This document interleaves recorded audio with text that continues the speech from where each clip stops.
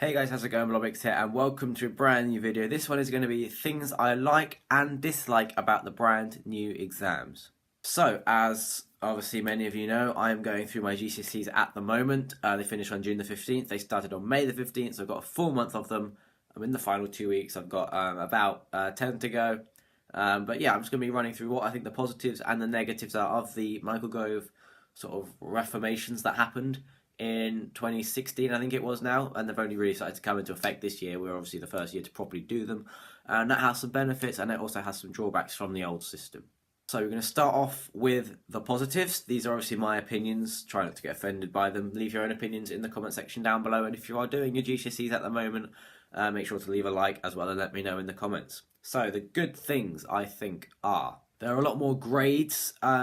Firstly, for the new exams, I think that's a good thing because, in my opinion, more people can get a higher looking grade. It might not be a higher grade as such, like a 7 is still an A, but a 7 feels a lot higher than an A. And with employers as well, that'll feel the same. And obviously 7, 8, and then the 9 for the really, really top people. There's that one grade to distinguish them, which I think will really help them progress in their career.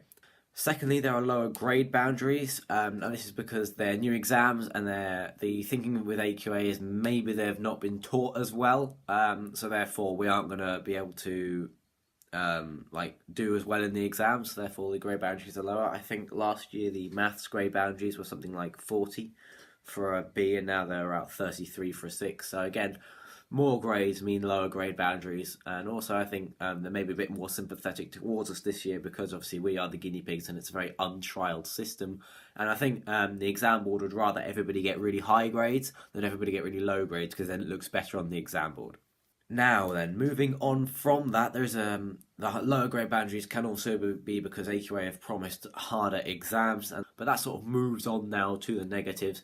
There are tougher exams, leading to more pressure, and although it forces the grade boundaries low, it can affect a lot of morale for a lot of people if they come home and think they've done really bad from an exam and really it's just a harder exam.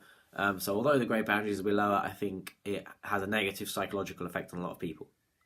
Another thing that has positive and negative side effects is the higher amount of grades. So although there are more grades, as I said, it can be good before, but it also makes some really good grades look worse. For example, a 6 looks worse than a B because I think it's because there are 3 grades higher than a 6. We've got the 7, 8 and 9, whereas with the B we've only got A and A star.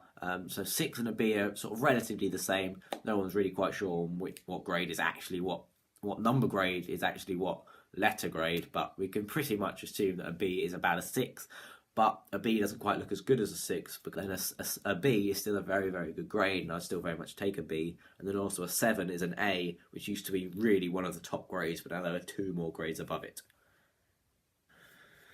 Thirdly, on the negatives, there is no coursework. I think that is a bad thing because it places a lot of pressure on us in exams. I know that some people like to do exams that way, and Michael Gove definitely liked it, didn't he? But I think that, doing sort of like a course qualification thing, it definitely works better in my opinion than a big exam at the end of the year because you can spend time on it, work on it, research it, write it up, make it look good, so then you can really show the best of yourself in sort of a non-high pressure situation. Like obviously it has to be good, but you can spend a lot of time working on it and perfecting it, whereas when you're in the exam, if you make one mistake, that can be the difference between a grade and there's nothing you can do.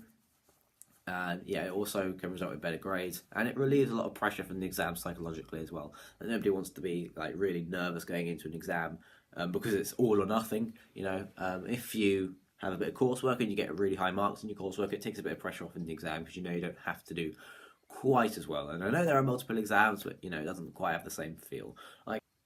Finally, in this little list, it's just a little quick video that I strung together. I don't have much time. I'm back on study leave at the moment. But what I found quite interesting is that employers have apparently said that they don't properly understand the new grading system.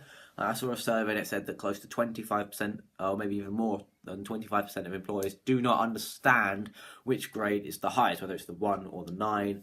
And obviously, if you're a student, then you know it's the 9. But if you go to a job interview and you say you got loads of 8s and 7s and 6s, the employer might think that's really bad, whereas if you went in and say you got a 3s or a 2, then some employers would think that is actually really, really good. So I know it's the first year. I know that will get sorted out along with a lot more of the issues that I've sort of spoken about.